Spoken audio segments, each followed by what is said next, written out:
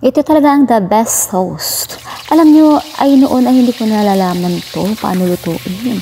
Ayan, ito nga, nakalimutan ko paano lutuin. Ayan, mano-mano na lang. Prinito mo na ang carrots at patata. At saka ko ginisang bawang at isusunod naman dyan ang hiniwang sibuyas. Yan, sunod-sunod lang yan ilalagay. Pero nakahanda na ang karne na ilalagay ko dyan, nakaprito na siya, inuna kong prinito. Hindi ko na inalis yung carrots at patata para still lang yung niya, para maluto tuloy-tuloy. Nilagyan ko rin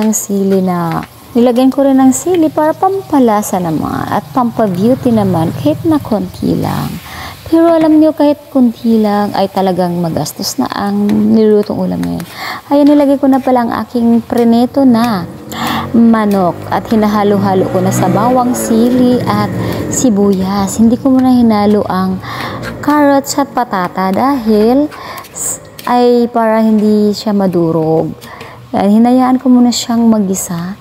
Hindi ko na, iba kasi inaalis muna ang carrots at patata. Yan, ay hinayaan ko lang dyan sa gilid yan para stay lang maluto. Di pa kasi masyadong maluto yan, matigas. Tinitimplahan ko na pala magic sarap, ng bitchin, at nilagyan ko ng pala yan, pamintang pino. Hindi buo ang nilagay ko, pino ang nilagay para mas malasa. Tapos, yan, katapos niyan ay ating halo-haloin. Yan, inahalo-halo ko muna para yung lasa ay magstay sa laman ng manok. Ayan, minix ko na rin ang patata at carrots.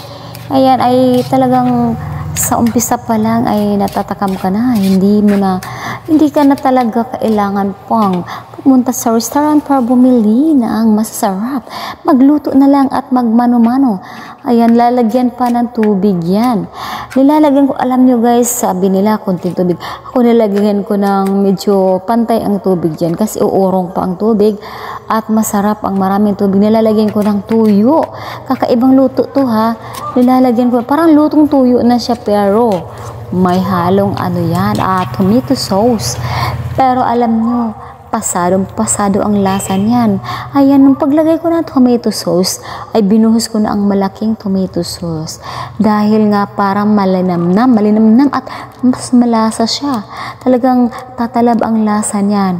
Talagang hindi mo kapag kasi tinipid mo sa tomato sauce ay hindi siya malalasahan yung niya pagkasarap ng ating niluluto. Kailangan kung ano yung talagang saktong timpla ilalagay mo. Kahit na hindi man saktong recipes, kailangan yung timpla at lasa ay kuha mo. Talagang mapapatakam ka na. Ito yung gustong-gusto kong niluluto pa ulit-ulit. Hindi siya nakakasawa. Masarap, guys. Luto na kayo. Kain na. Luto na ito. Pwede na ito. Pampalasa. Thank you for watching, guys. Follow for more.